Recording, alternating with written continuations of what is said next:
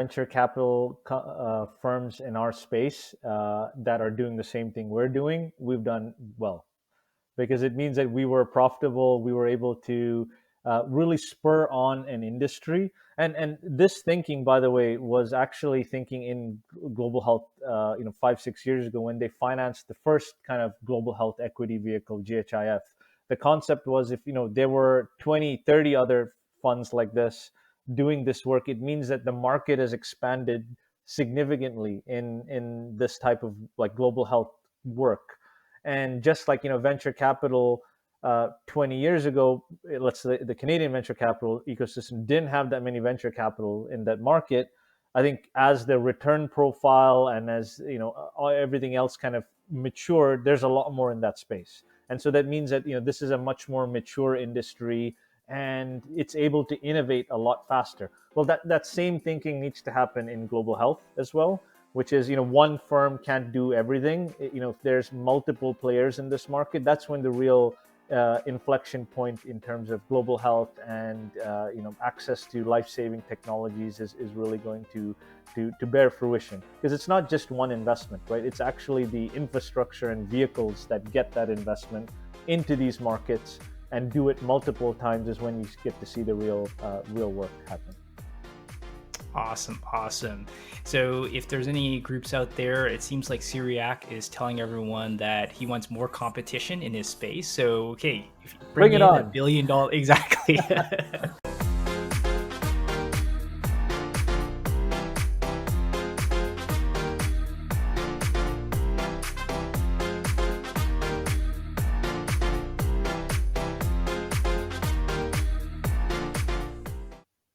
Hi, I'm Lester, and welcome to another episode of What's with RWE, the Canadian Healthcare Podcast. So today we have a very special guest with us, a little bit slightly different than the usual guests that we have on. We have a lovely venture capitalist on with us today, Cyriac Alappat.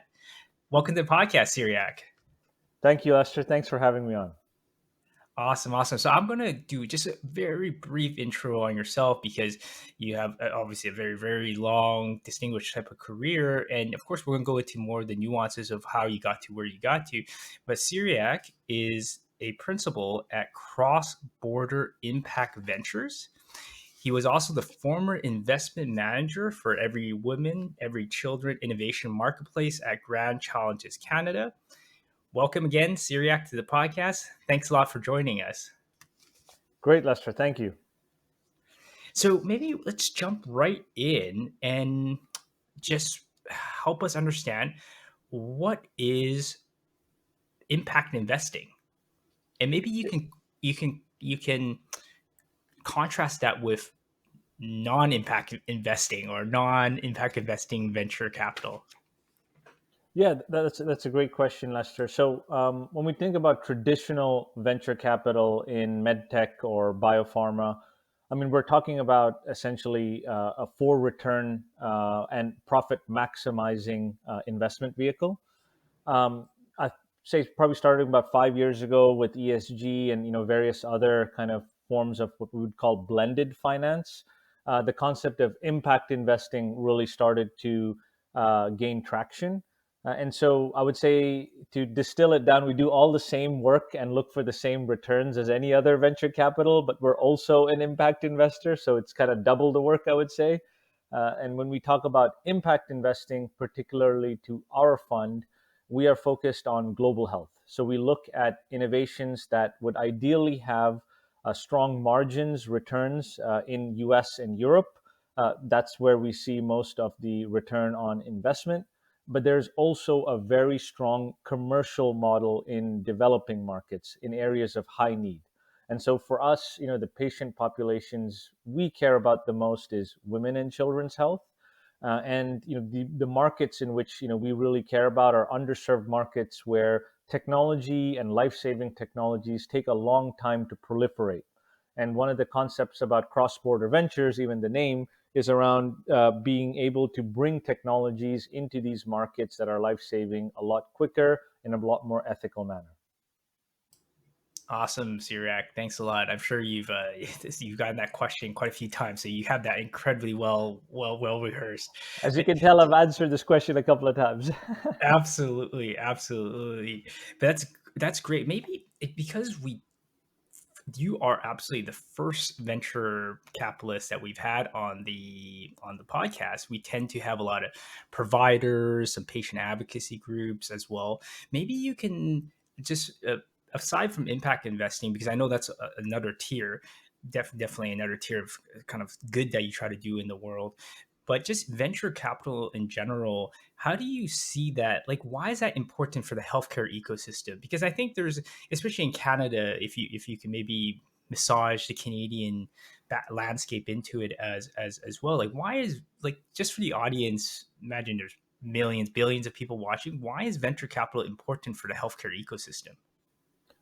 Yeah, that's a very important question. So a lot of it is around accelerating innovation and working with innovators at an early stage where there is high risk, where traditional investors, whether it's or I should say like debt instruments or other types of financing instruments, would not typically invest in.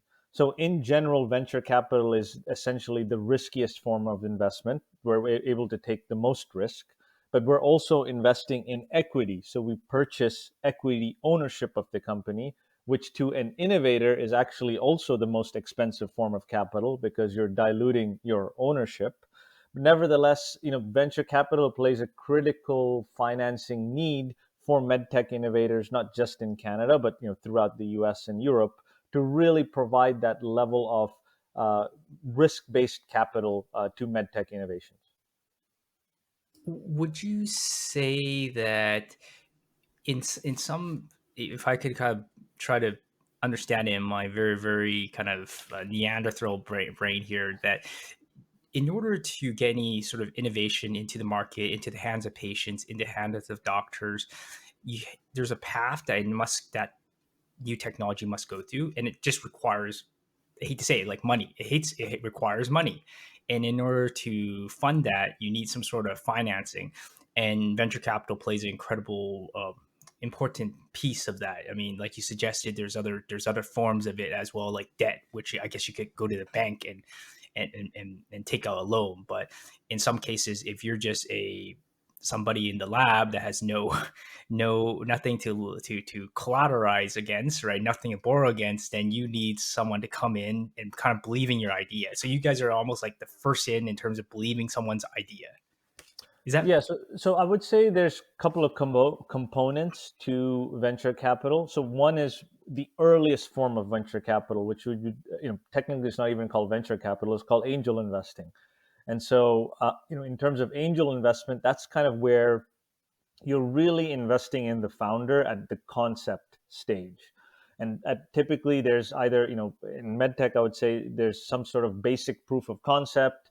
There's a group of individuals who have come together, incorporated the company, and now have kind of a plan to take this technology or potential IP and develop it further. So that would be kind of what I would call the angel investing stage. And you're talking about check sizes of maybe 250,000, or I would say even less than that, sometimes 50,000 to maybe even 250,000. Sometimes looking at rounds of let's say 500,000 to a million. Then you start getting into what we call the professional investor space, which is where Cross Border Ventures operates more, which is around kind of Series A and Series B. And these terms can really change. I mean, Canadian Series A is absolutely not the same Series A as Americans. It's like probably 10 times smaller, but these concepts change. But the concept for us, at least, is there is a proof of concept. You've gone through regulatory, or you're very close to going through regulatory. I mean, that can be defined as pre-subs with FDA, that kind of thing. So the company is a little bit later in stage than just a concept at this point. Now there's an operational component to the company, and at least for our perspective, we typically invest closer to the commercial stage. So we're really more like a Series B investor that could potentially do a little bit of Series A. And the reason for our focus on closer to commercial stage innovations is, one, we're a larger sized fund for what I would say, at least in our ecosystem, it's about a $90 million fund. and we would typically invest like around $3 million checks with the investment for the life cycle of the investment period about $10 million. So we're a little bit more in the later, in I wouldn't say later, but mid in the stack of where the spectrum of venture capital and angel investment. But it gives you an idea of kind of the various layers and segments of financing in medtech.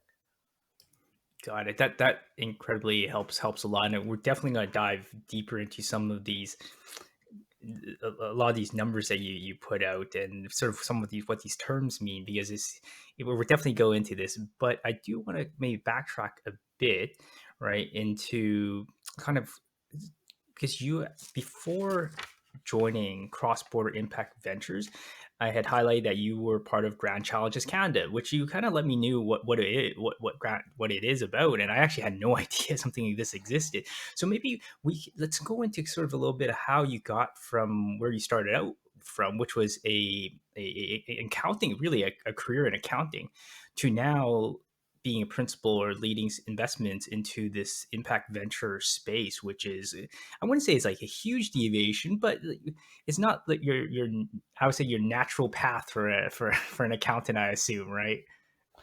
Yeah, that's really a good point there. So I have a similar trajectory to my father, which is both of us wanted to go to med school and decided to become CPAs.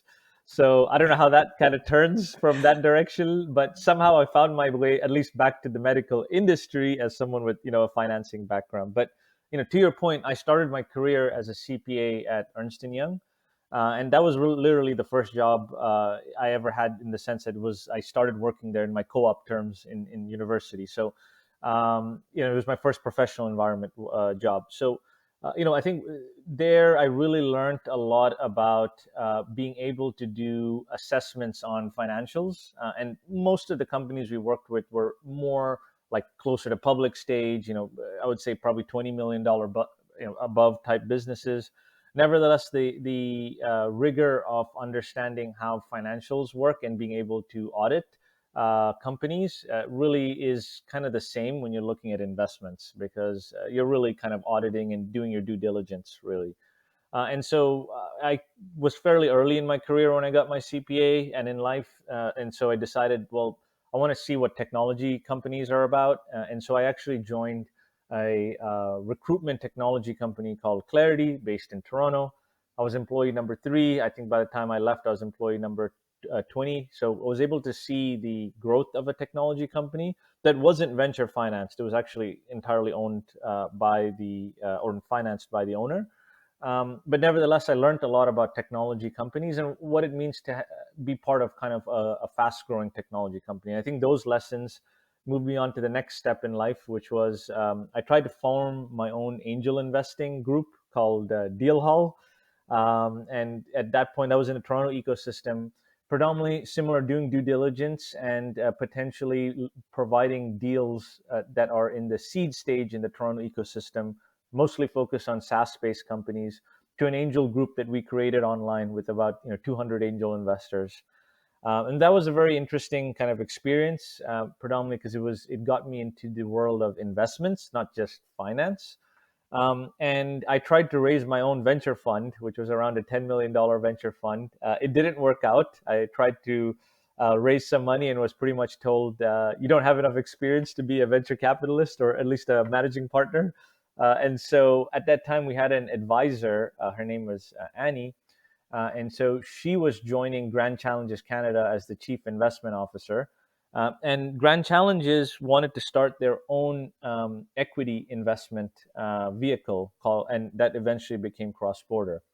But to your point around Grand Challenges Canada, and not a lot of Canadians know about the phenomenal work that they do, but the Grand Challenges program, there are several of them, initially started by the Gates Foundation.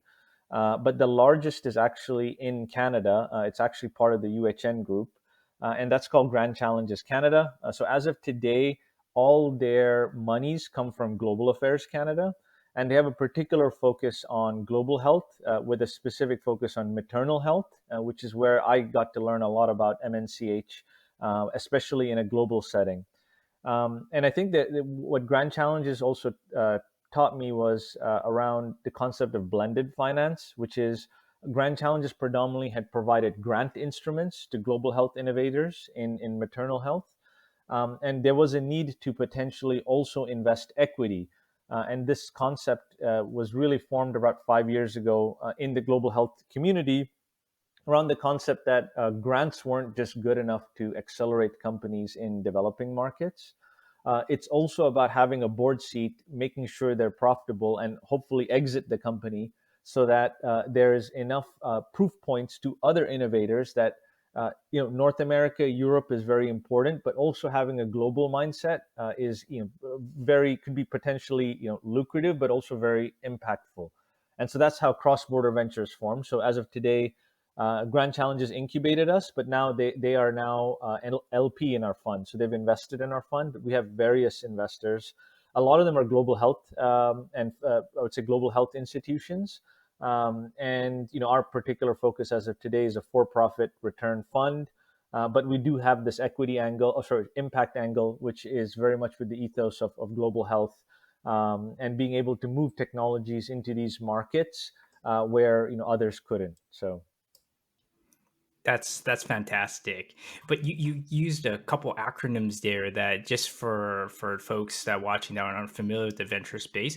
What is you said that Grand Challenges Canada incubated yourselves cross border impact ventures, and then now they are a limited partner, or you said LP, Yes, which it yes, means limited limited partner. partnership. Yeah. What does that what, for those of us not familiar with the venture space? What does that mean? A limited partner? Yeah, that's a good question. I should have clarified. When you set up a venture fund, you have a GP, which is a general partner. That's basically the management team and that basically manages the fund. And then you have the LPs, which are the limited partners. Those are the investors in the fund. And so Grand Challenges, along with others, are investors in our particular fund, and they have invested, and we would be the GPs, the general partners, the people who manage the fund. Perfect, perfect, great. So this is excellent. I think this is an excellent place to springboard because you said that Grand Challenges Canada. I think when we had a previous conversation, when you were at Grand Challenges Canada, the focus was on from a global perspective. I believe you said was India, but now I believe you suggest that cross border ventures. There's a Impact Ventures has a slightly a different region that you focus on. I think it was sub-Saharan Africa. Is that correct? Yeah, yeah. So actually, it's really around the evolution of global health and the Grand Challenges programs in general. And maybe your audience has heard of the Grand Challenges programs. There's several of them, like Cure Malaria, Cure TB. There's these several large Grand Challenges programs. In the early days, the evolution of the Grand Challenges program started I think it's almost 15 years at this point, with a specific focus initially in areas or countries with high need. And 15, 20 years ago, India was one of those countries with high need. So along with Southeast Asia and Sub-Saharan Africa, which has predominantly been Grand Challenge's main focus area. And they developed, especially the Grand Challenges Canada, they developed a portfolio of over 1,000 innovators in that space, just over the 15 years of providing grants to global health innovators in those markets. Over the last couple of years, India, the economy is doing much better now. They've launched their own Grand Challenges program. So I don't think, at this point, they don't really need the help of the other Grand Challenges programs. And so a lot of those innovators we initially invested in, those companies have matured now significantly. And a lot of them actually do work in other developing markets like Sub-Saharan Africa. And so now going forward, Grand Challenges just put an RFP out around maternal health in West Africa. So they're now more focused on areas of much more like high need and limited funding. And obviously, that's another question with how things have gone in the last 6 months about how global health funding will either probably be receding or halting at best. So that's a different conversation. But very much, Grand Challenges focus now is in Sub-Saharan Africa. For cross-border ventures, we're agnostic, but we do focus on our strengths, which is relying and focusing on the partners that we've developed with Grand Challenges over the last 15 years. And so when we look at high growth markets and markets in which we have networks in, it's typically India, Sub-Saharan Africa. But we are agnostic. If we do find other health institutes and networks that we could work with, we'd love to. But as you can imagine, working from one health system to another, Lester, each of these are so nuanced that you can only pick a couple. And even if you say the word India, it's like an enormous market. Sub-Saharan Africa is like enormous countries. So we pick and choose a couple that we have good networks in, and that's kind of how we've built out this impact thesis. Got it. Got it. Got it. Perfect. And we talked about talking about India a little bit here. I was just listening to a podcast about the Indian, was it India Cricket League? Oh, that's a Indian Cricket League. That's a super fascinating story. I just Oh listened yeah. to another podcast about the history of it, and it is. I don't know. Are you even into cricket? I actually, David, I've only seen it played roughly, but I didn't know what it's about. And this podcast actually helped me understand a lot about what it like, why it's how it turned into some sort of real, very, very exciting sport. I don't know. Are you into cricket? I do watch once in a while. My parents watch. So my parents have retired. They're in India. So once in a while, once a year, I try to take my family to India, and so I get into cricket a little bit. But I think the story around that league is very similar to what's going on the rest of India, including what's going on in healthcare, which is there's tremendous growth now in those markets. A lot of companies are trying to get into the Indian market, but this is countered by there is a lot of domestic competition as well for in medtech in those markets. But nevertheless, a lot of companies do want to enter those markets because they see a lot more like a volume game than a margin game, given obviously the size of the Indian market, and also because you have 1.3 billion people living under one health ministry. So you're not working with multiple, and that's why we see the Indian market being potentially very interesting. You do need to have some knowledge of being in those markets, and just with Grand Challenges having worked there having invested in that market for over a decade, they've developed quite a good network there. And we also do work with the Grand Challenges India program as well. So with that kind of infrastructure, it's a good market to potentially enter, and that same can be said for certain select sub-Saharan markets as well. Got it. Got it. No, absolutely. It's absolutely fascinating market, especially because, like you suggested, it's a very, very complicated. I mean, I guess most markets are very complicated, but India in particular is very, very. It's so the like India is such a large place with such a large population, and within each state is quite different as well. So it's very, very interesting that way. But you did mention something where maybe we can go to this specific point. You talked about where the focus is on volume versus a margin game, right? And part of what you said beforehand when you sort of gave an introduction was that doing impact investing is almost like doing double the work, right? So is there a thesis behind what it is part of the pitch for apologies if I sound crass that way. I don't mean to make it sound crass. The pitch for impact investing, is it partially also the thesis that impact investing actually leads to higher returns as well, because you're essentially when you're looking at the commercialization of a product, because you said I think you tend to try to go in that space, that means the margins of that specific product must be good enough that it can actually be able to support development Yeah. in the developing economies, right? So then things must be cheap enough, right?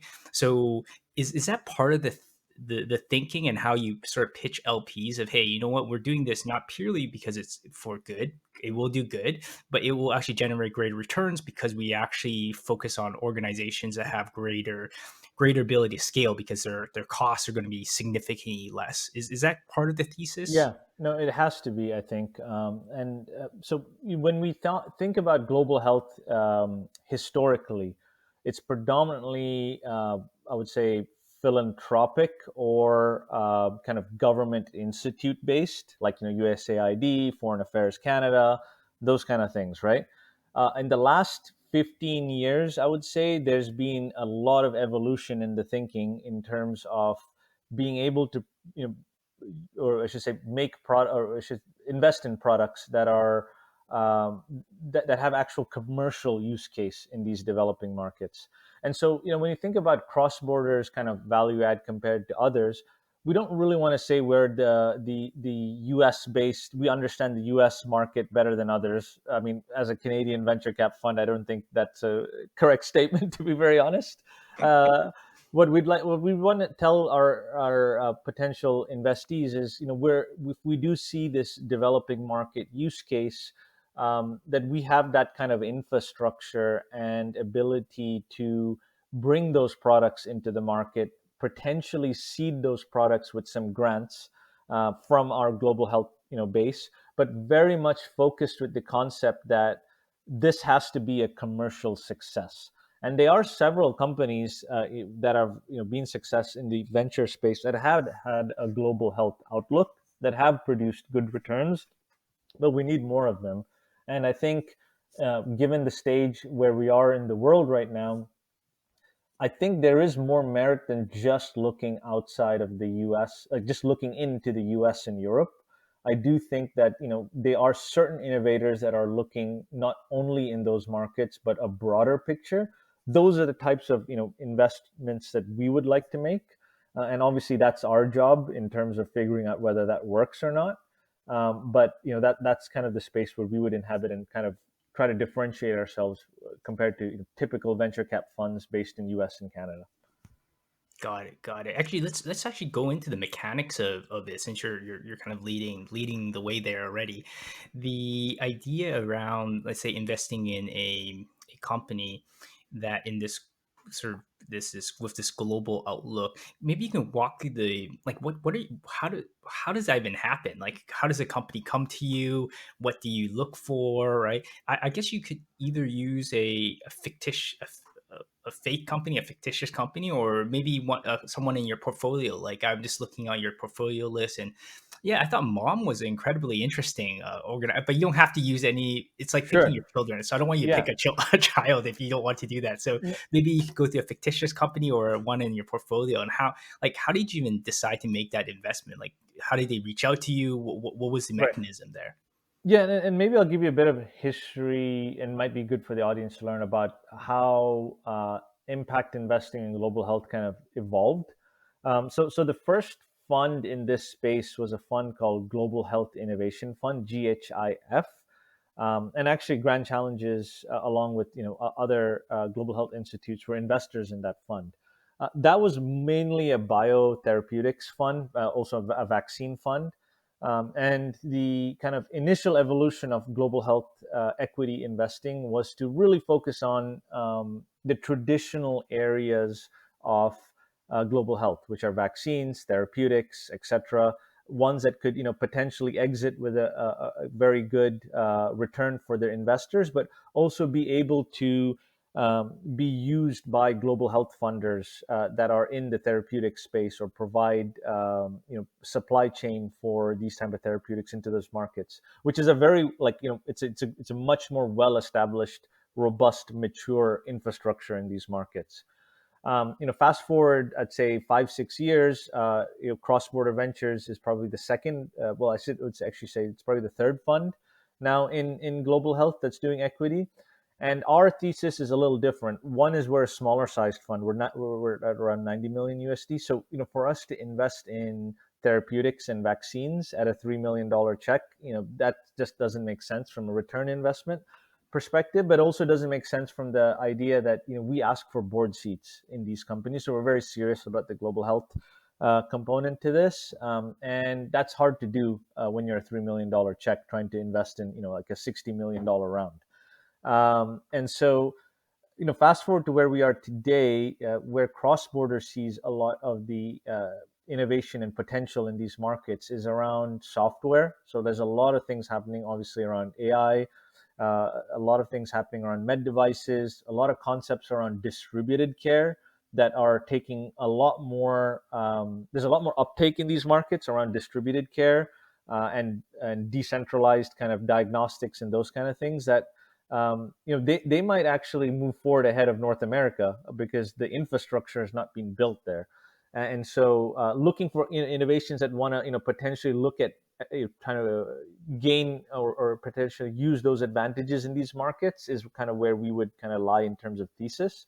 So we're very much, when we look at the investments, the first thing I would look at is, we typically only invest in med devices, digital health, and so that's kind of criteria number one.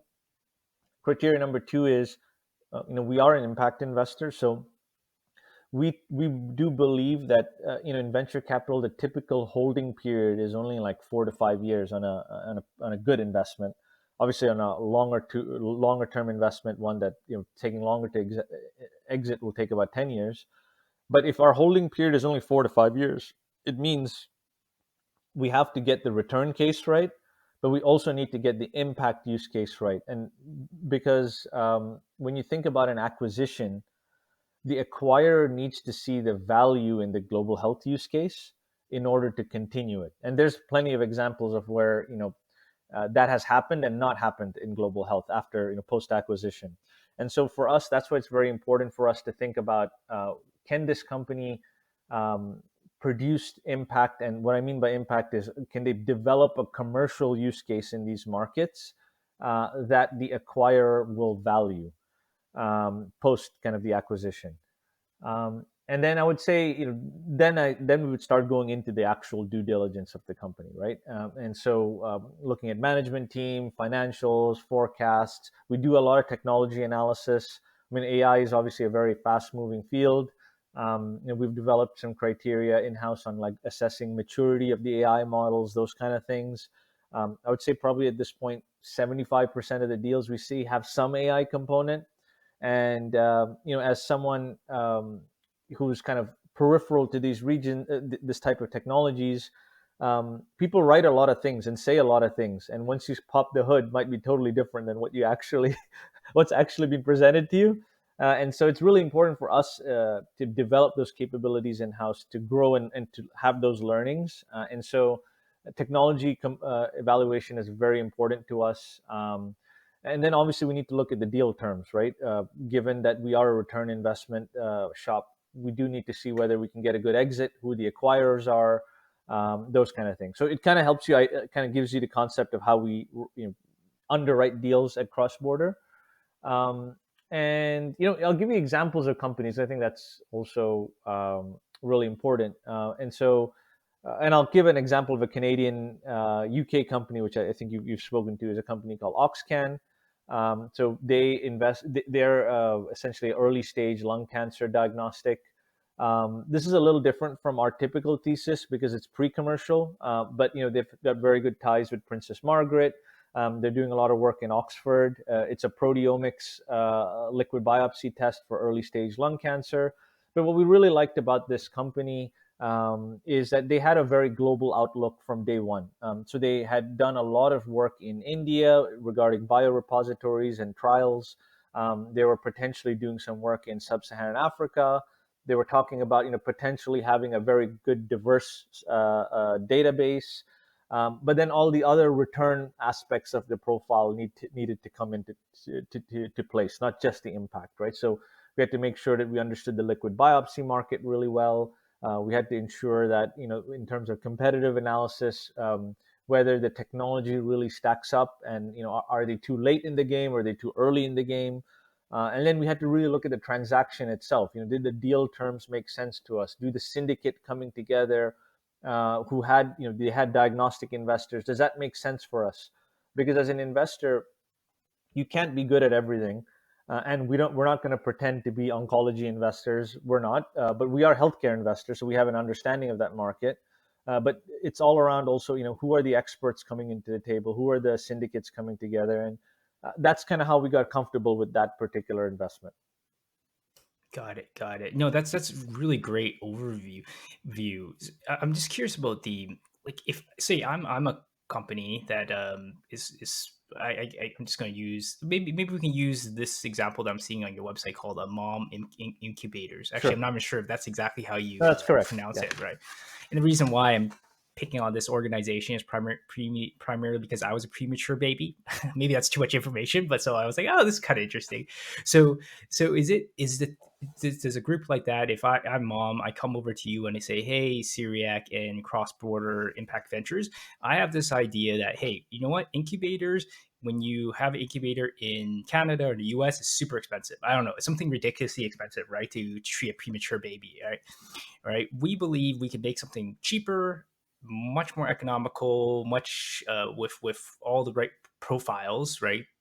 To clinically, and we believe because it's cheaper profile, it both serve existing markets in developed world and then the also developing world as well because it's cheap enough, right? Is that like the first thing I have to say to you for you to go, huh? All right, Lester, that's interesting. I will Yeah.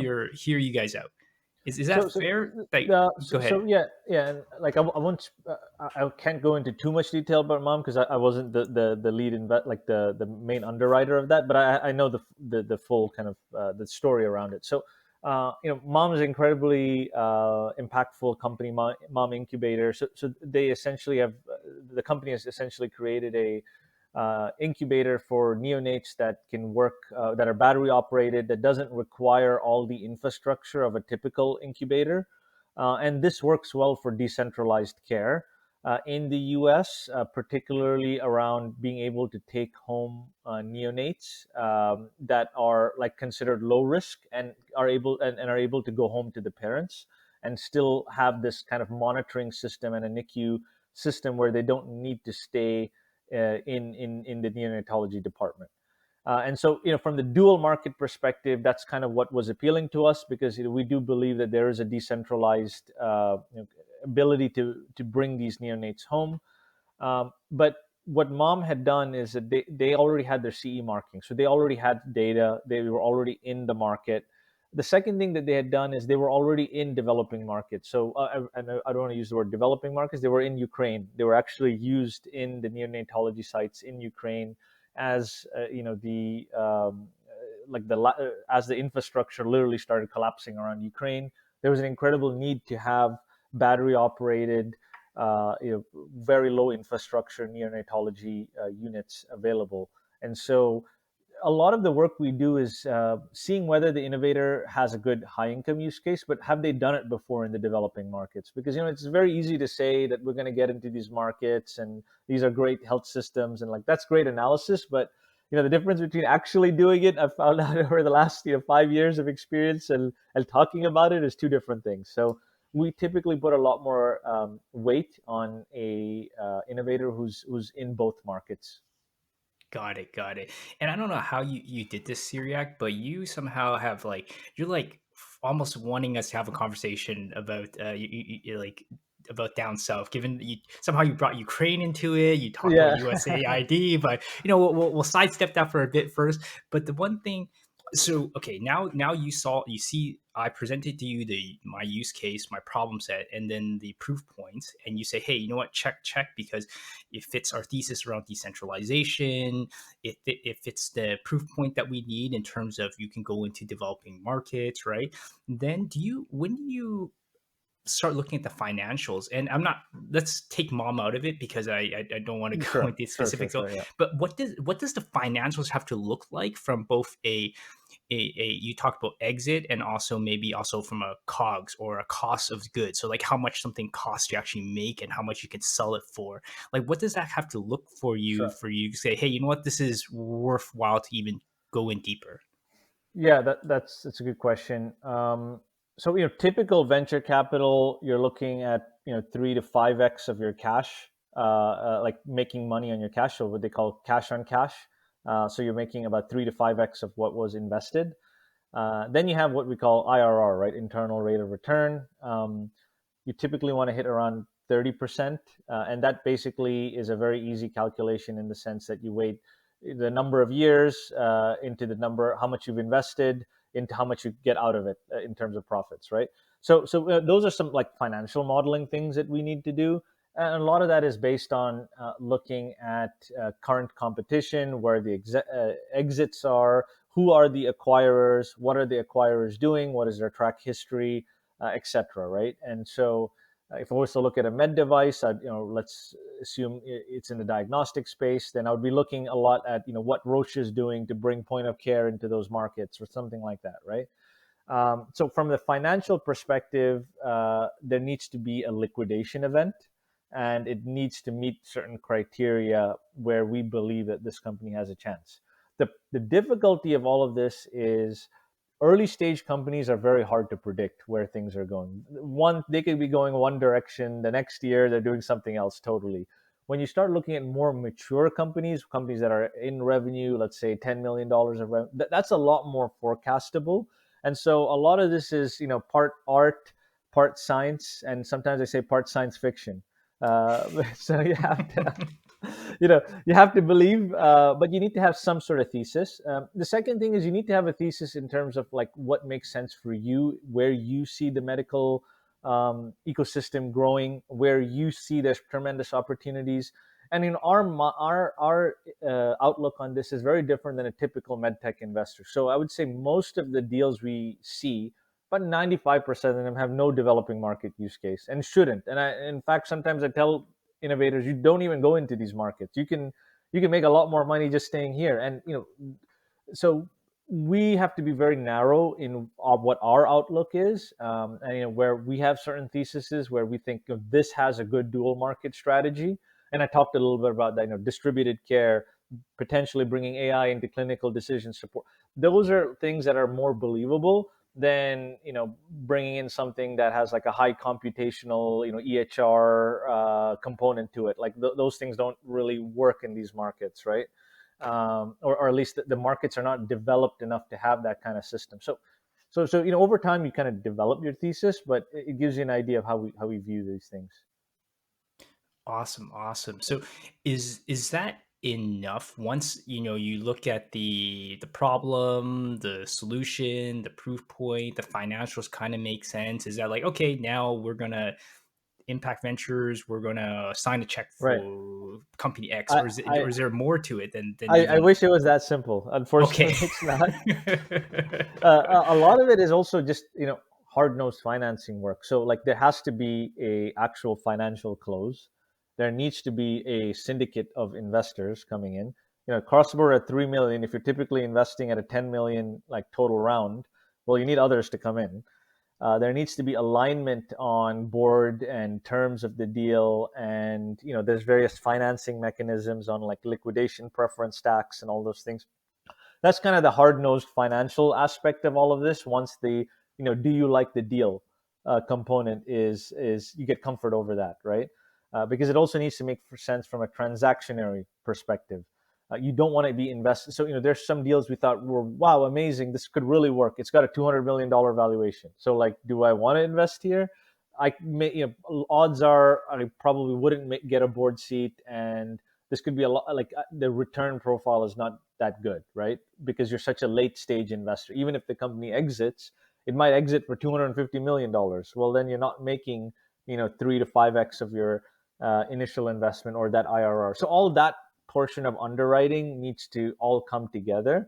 And right now, the finance market it's not easy. A lot of companies are raising money, so there's a lot more supply than venture capital is allocating, which is demand. So there is quite a glut of like companies looking for money, and that's just indicative of the financial market today. But those are the things that need to come together in order for us to invest. Got it, got it, got it. So after ton of work on your end, the latter half is where a lot of your former sort of professional career in the accounting space kind of takes a hold. And I'm sure there's your legal folk Yeah. come in too. There's a lot of the okay, now we got to figure out how much you actually invest. Does it actually make sense? All the paperwork, right? Yes. So Yeah. And I fun, would say fun, fun. the venture industry in North America is quite mature now. Like I would say 20 years ago, there was a lot more. It's matured a lot now, right? And so I think the sophistication of the investors in terms of term sheets, clauses, like I learn things every day, even with my background, because it's a fast moving field. But what's good about it, it's also mature. So there's a lot to like learn. But I think now that there's much more of like a playbook on how to invest, and at least from like a terms and like execution standpoint. And so those are the things we kind of rely on. That's relies more on my strengths. Obviously, I'd love to say I'm a budding technologist. In some sense, I am, but I definitely don't have a clinical background, or I don't want to step into that field without actually relying a lot on our scientific advisory board members who do a phenomenal job at cross border and on advising us. And then we also learn a lot as we go, right? As every investment that you make, you learn. The thesis is quite novel in this space, so this is not just like a North America playbook. So there's also a lot that we don't know. I don't want to make it sound like we have everything in the bag. We don't. There's a lot of uncertainty in the models that we are working with, but that's the fun of the job too, right? Got it, got it. And this just kind of goes around in like in sort of full circle and what you talked about with the from granting to equity, and the reason why you have kind of gone through this model is because at the end of the day, back to why venture capital is important in this space is because you're taking on a risk, a calculated risk, but a risk nonetheless, right? And in order for, at least the thesis here is, in order for anything to succeed, you need it to actually be commercially viable. Because if it's not commercially viable, then it's unfortunate, even if it's the greatest technology ever, but it costs like way more than actually it costs way more to make than it actually you can actually sell it for, then it's gonna go and just not work out, right? So Yeah. that's kind of why this work is so important. So I know we don't have a lot of time, a lot more time, Cyriac. I do have maybe two questions. One of which that you talked about that I thought was incredibly interesting, what I wasn't aware of, is that you always have a board seat. All right. At Yeah. least you look to achieve have a board seat. Maybe you can speak a little bit about what does like why does that matter to you? And then secondly, on the I don't know if you're part of any boards, but if you are there any fun stories that you could share with the audience? But go ahead.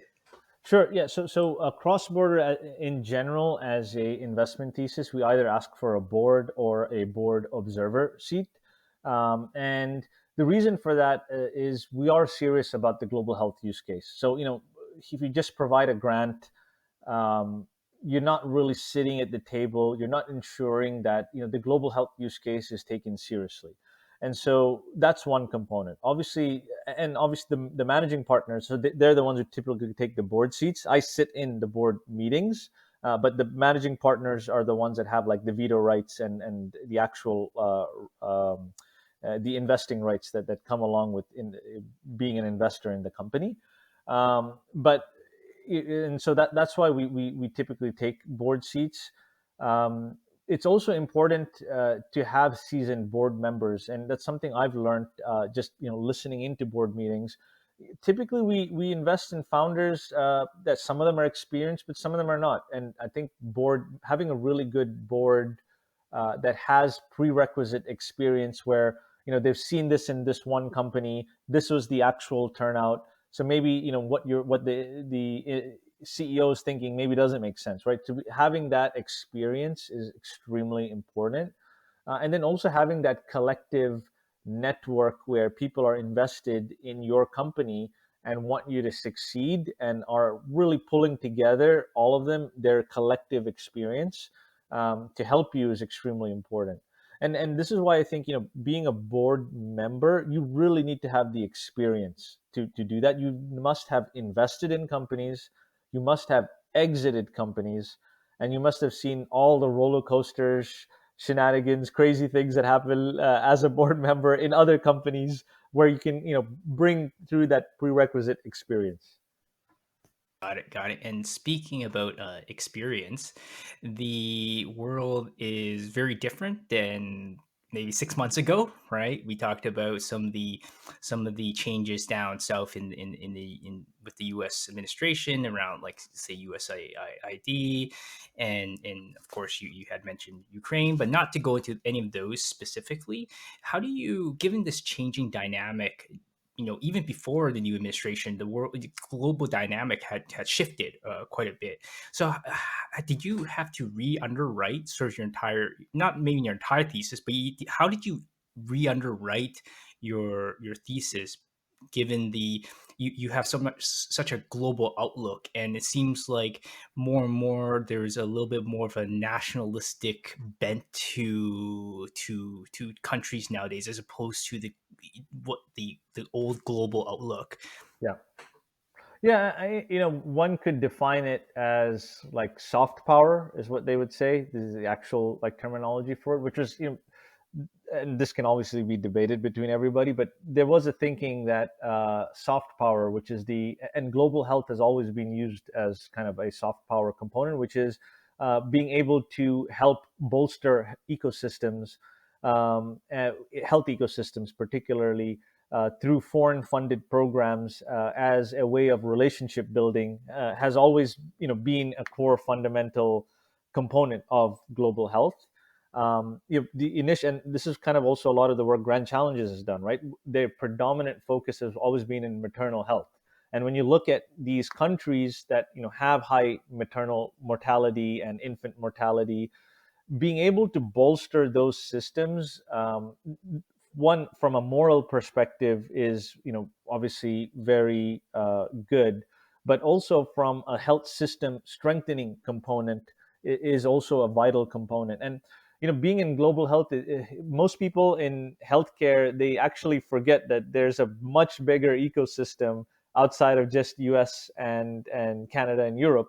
There's a global ecosystem, and some of that is can be maintained and grown by governments that are doing well. But there are other governments in the world where things are very hard, and they do need assistance from U.S., Canada, Europe to bolster their health systems. And so that's been the traditional kind of mechanisms to bring funding into these markets. I think fast forward where we are today. I think so like for example PEPFAR program in the U.S. They've done a lot of phenomenal work in West Africa, bolstering a lot of the diagnostic and laboratory systems. So these are things that will have to change. I think it's really important for companies like Cross Border, but also global health funders to change with the times, right? And I think not, you might not align with everybody in terms of where they are going, but you have to respect that the work that U.S. has done over the last multiple decades. I think they were responsible for over like 70% of a lot of the global health funding through various programs. And so if that declines, it just means other people need to step up because the work is important. And it also means people in these governments in these countries need to step up. And I do think that with change, there is potential to leverage new technologies to reduce the cost base, significantly. And you it might be tough times ahead, but maybe there's also opportunity.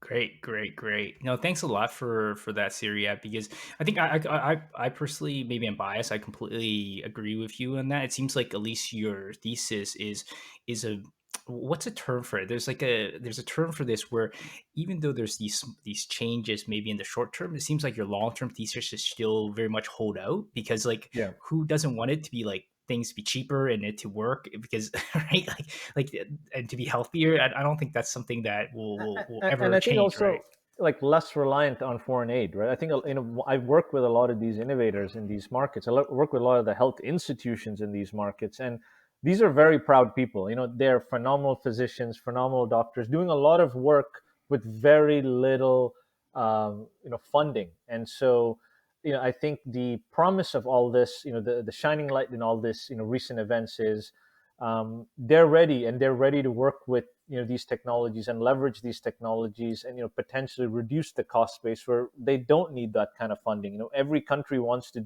be responsible for their own maternal health program, right? And so maybe that's kind of, in some ways, that's the general direction of where things are going anyway, and it'll be probably a lot more accelerated going forward.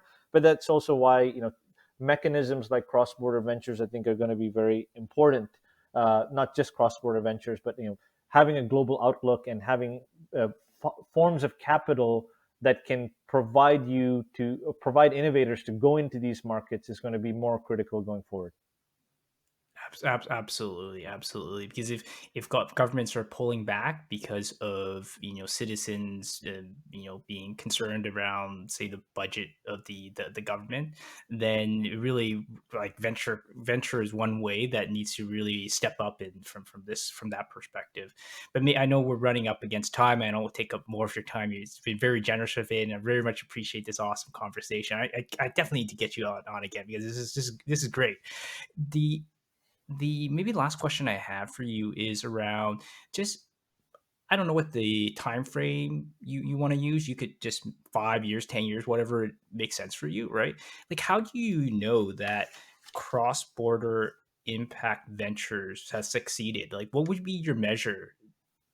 Yeah, Whatever time frame that you say, hey, sir, go ahead, go ahead, yeah, Syriac. that's a great question. I would say if there's other venture capital firms in our space that are doing the same thing we're doing, we've done well, because it means that we were profitable. We were able to really spur on an industry. And this thinking, by the way, was actually thinking in global health.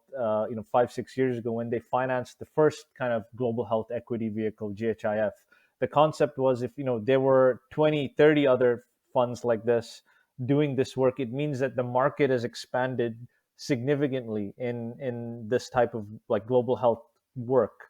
And just like venture capital 20 years ago, let's say the Canadian venture capital ecosystem didn't have that many venture capital in that market.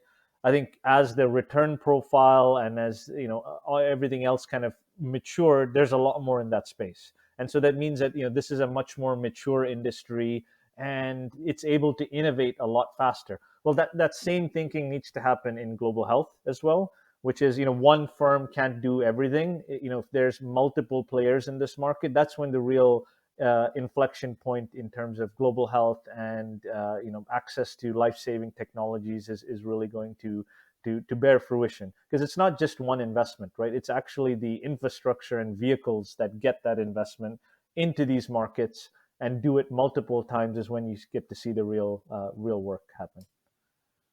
Awesome, awesome. So, if there's any groups out there, it seems like Syriac is telling everyone that he wants more competition in his space. So, okay, if you bring Bring it in a on. $1 billion, exactly. But so great. Thank you very much for your time, Syriac. This has been a fantastic conversation. Hopefully, one of many to come. If people want to go and sort of seek out some of your, if someone has like, I don't know, someone has an awesome company that they want to float over to yourself, or just wants more information or see some of your work, what's the best way to reach you? Is it just your website at Yeah. So crossborder.ventures? Go ahead. that exactly. It's my website. Connect with me on LinkedIn. Happy to do that. Got it. Do you have a Twitter or X account, or just LinkedIn is the best way as well? LinkedIn probably. I don't. I kind of moved myself out of social media for a little bit. So, but I should Understood. I, I should probably get back into X and things like that. I haven't yet. Fair enough. Fair enough. So we'll have all that in the show notes below, both Sirac's LinkedIn profile, so that you can reach out to him, and also the webpage crossborder.ventures to see some of the portfolio companies and to reach out to them. Thank you, everyone, for joining us today on this fantastic conversation with Cyriac Alappat on impact investing and just venture capital in general in the health tech space and med tech space. If you like this conversation, please thumbs up, subscribe to the channel. Any questions, comments, feel free to leave them down below. And everyone have a wonderful day.